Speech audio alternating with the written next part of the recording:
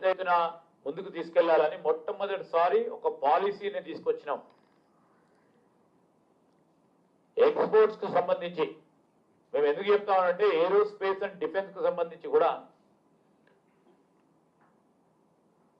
ఈ సంవత్సరం అత్యధికంగా మన రాష్ట్రం నుంచి ఉత్పత్తి కాబడే ఏరోస్పేస్ డిఫెన్స్ కు సంబంధించిన ఉత్పత్తులు పెద్ద స్థాయిలో ఎక్స్పోర్ట్ కాబడతా ఉన్నాయి. ఈరోజు మేము చెప్తా ఉన్నాం, మేము ఏదో ప్రాజెక్ట్స్ అనౌన్స్ చేసి ఒక ఇంగ్లీష్ ఫసాడ్ క్రియేట్ చేసి ఒక పరదా క్రియేట్ చేసి ఏదో చేయబోస్తున్నాం అని అది చూపెట్టే ప్రసక్తే లేదు.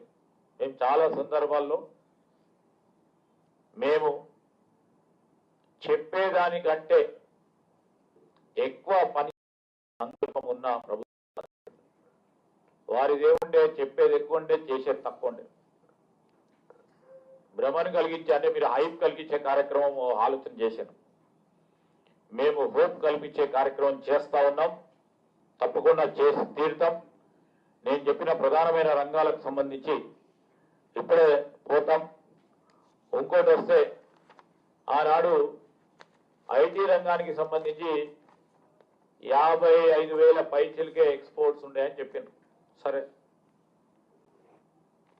దేశ విదేశాలకు సంబంధించిన ఐటీ రంగానికి సంబంధించి అక్కడ ఉన్న అవసరం, అక్కడ ఉన్న వాతావరణాల దృష్ట్యా ఏ విధంగా ఆనాడు మన రాష్ట్రం కానీ మన పక్క రాష్ట్రానికి సంబంధించిన ఎక్స్పోర్ట్స్ ఆ విధంగా ఉండే. అది క్రమేణా ఇక్కడ ఉన్న పారిశ్రామికవేత్తలు, ఇక్కడ ఉన్న మనకున్న మరి టెక్నాలజీ సెంటర్స్ ఉపయోగపడి ఎక్స్పోర్ట్స్ పెరిగినాయి. 2,42,000 అంటున్నారు మీరు 10 సంవత్సరాల నుంచి.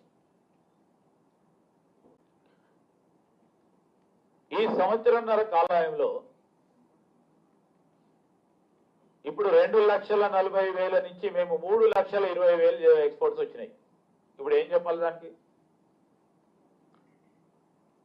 ఒకటి, మేము గొప్పగా మీలాగా చెప్పుకోకపోయినప్పటికీ ఈరోజు మేము చెప్తా ఉన్నాం, ఇక్కడ ఉన్న మా పారిశ్రామికవేత్తలు, ఐటీ దిగ్గజాలు, మా ఇంజనీర్ సోదరులు, మా సాఫ్ట్వేర్ నిపుణులు, ఇక్కడున్న మా వాతావరణాన్ని ఇంకా మేము ప్రోత్సాహం చేసి ముందుకెళ్తూ జీసీసీలో తీసుకొచ్చి ఈరోజు ఎక్స్పోర్ట్స్ పెంచే ముందుకు తీసుకెళ్ళ స్పష్టంగా మేము చూపెడతా ఉన్నాం.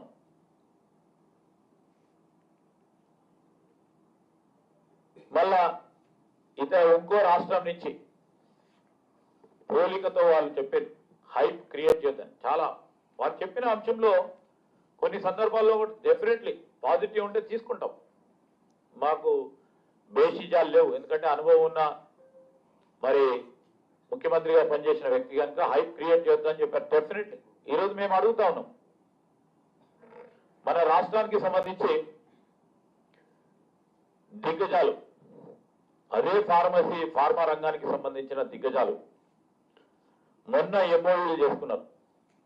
వాళ్ళని కూడా ఏం కంపేర్ చేసిండ్రండి? వాళ్ళు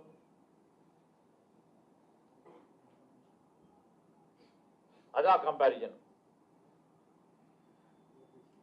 చాలా మంది పెద్దలు ఈరోజు బయాలజికల్ ఎంత పెద్ద కంపెనీ అండి, ఎవరితో పోలుస్తున్నారు? Our point of this thing is ఇంకా పెట్టబోయే కార్యక్రమంలో ఈ విధమైన కార్యాచరణ తీసుకోమని చెప్పాలి.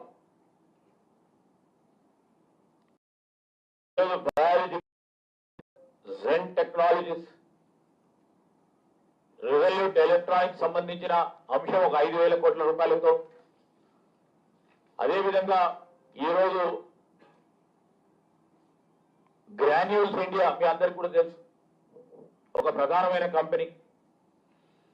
అదేవిధంగా కేన్స్ సంస్థకు సంబంధించి ఎలక్ట్రానిక్స్ రంగానికి సంబంధించిన సంస్థ సంవత్సరం క్రితం వాళ్ళే అన్నారు పోయింది వచ్చిందని.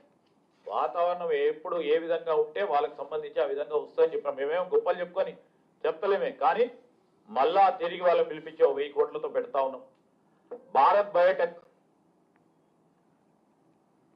Please don't compare. వీళ్ళందరూ కూడా మనకు రాష్ట్రానికి పరిశ్రమలకు సంబంధించిన దిగ్గజాలు. ఈరోజు మహీంద్రా అండ్ మహీంద్రా ఇతర రాష్ట్రానికి సంబంధించి వారు ఎవరితో ఎంఓయూ చేసుకున్నారో చేసుకోలేదో ఏ విధంగా చేసుకున్నారో దానికి ఈ విధమైన కంపారిజన్ అస్సలే సరికాదు. ఎవరిని చిన్నతనంతో చూడద్దు. ఈరోజు మాపై నమ్మకం ఉండి ముందుకు తీసుకెళ్తా ఉన్న తరుణంలో ఇలాంటి అనేక మంది పెద్ద కంపెనీస్, గాడ్రేజ్ వాళ్ళు, గాడ్రేజ్ అంటే చిన్న కంపెనీ కావచ్చు, మరి వాళ్ళ ఇంట్లో ఎక్కడ ఇంట్లో పనిచేస్తారో మరి వాళ్ళకి చెప్పాలి. అనేక మంది ముందుకొచ్చి ముందుకు పోతా ఉన్న తరుణంలో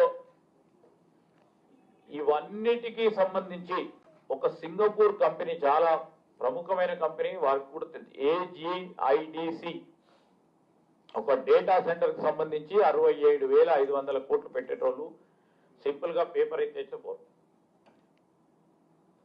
అదేవిధంగా ఇన్ఫాకి డేటా సెంటర్ పార్క్స్ అని ప్రపంచ స్థాయిలో